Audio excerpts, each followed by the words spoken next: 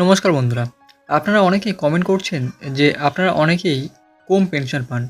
তো কম পেনশন পাওয়ার কারণ কী? এবং কম পেনশন পাওয়ার জন্য আপনি কী কাজ করতে পারেন আপনার পেনশন বাড়ানোর জন্য? তো সমস্ত কিছু কিন্তু এই ভিডিওতে আলোচনা করব। ভিডিওটি অবশ্যই শেষ পর্যন্ত করবেন। আর এই ধরনের ইনফরমেটিভ ভিডিও পাওয়ার জন্য চ্যানেলটি লাইক, কমেন্ট, শেয়ারের সাথে সাবস্ক্রাইবটাও করে রাখবেন। আর প্রথমেই বলে রাখি, এই সমস্ত ইনফরমেশান আমি ইন্টারনেট এবং বিভিন্ন নিউজ আউটলেট থেকে সংগ্রহ করেছি। তো এটা কোনো অফিসিয়াল নিউজ নয়। যে কোনো ডিসিশন নেওয়ার আগে অবশ্যই নিজে একবার রিসার্চ করে নেবেন। তো চলুন ভিডিওটা শুরু করি। দেখুন, যদি আপনার মোট যোগ্যতা পরিষেবা উল্লেখযোগ্যভাবে 10 বছরের কম হয়, তাহলে আপনি সম্পূর্ণ পেনশনের জন্য যোগ্য নাও হতে পারেন। এই ধরনের ক্ষেত্রে আপনি হ্রাসকৃত পেনশন বা অন্যান্য অবসর সুবিধা পেতে পারেন।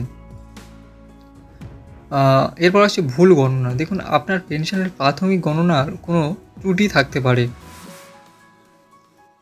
কর্মচারীর বিভিন্ন শ্রেণী।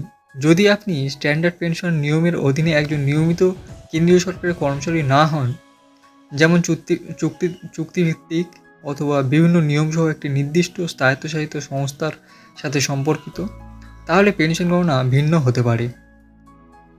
এরপর আসছে পেনশনের পরিবর্তন। যদি আপনি অবসর গ্রহণের সময় আপনার পেনশনের একটি উল্লেখযোগ্য অংশ এককালীন অর্থে রূপান্তরিত করার সিদ্ধান্ত নেন, তাহলে আপনার মাসিক পেনশন হ্রাস পাবে।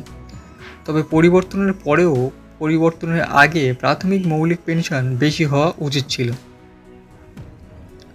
আচ্ছা, এবার আছে আপনি কি করবেন যদি আপনি পেনশন কম পান।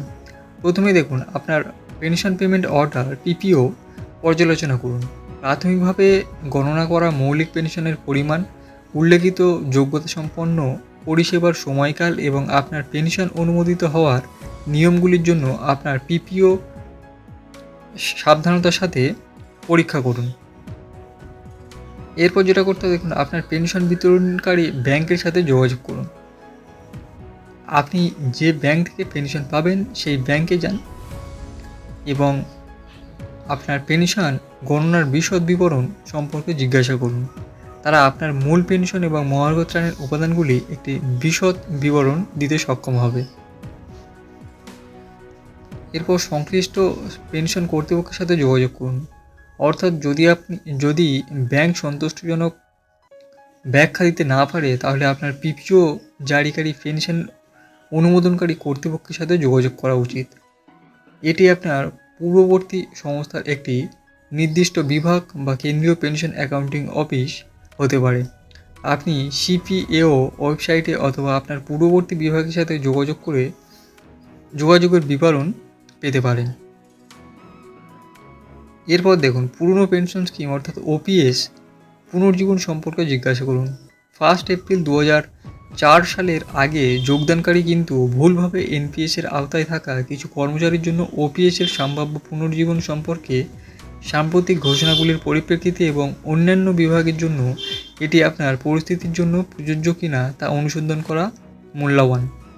যদিও আপনি 2011 সালের অবসর নিয়েছিলেন, প্রযোজ্য হলে ওপিএস বেছে নেওয়ার যোগ্যতার মানদণ্ড এবং প্রক্রিয়া পেনশন কর্তৃপক্ষের সাথে স্পষ্ট করা প্রয়োজন। আচ্ছা, বর্তমান ন্যূনতম পেনশন। দেখুন, 1 জানুয়ারি 2016 তারিখে 7ম কেন্দ্রীয় বেতন কমিশন বাস্তবায়নের সাথে সাথে কেন্দ্রীয় সরকারের পেনশনভোগীদের জন্য ন্যূনতম পেনশন প্রতি মাসে 9,000 টাকা নির্ধারণ করা হয়েছিল। 2025 সালে মে মাসের সাম্প্রতিক প্রতিবেদনগুলি ইঙ্গিত দেয় যে ন্যূনতম পেনশন প্রতি মাসে আরও 13,950 টাকায় উন্নতি করা হয়েছে। তো এটা কিন্তু কোনো কনফার্ম নিউজ নয়, বিভিন্ন নিউজ আর্টিকেল থেকে এই নিউজ সংগ্রহ করা হয়েছে। এই সত্যতা কিন্তু আমরা যাচাই করিনি।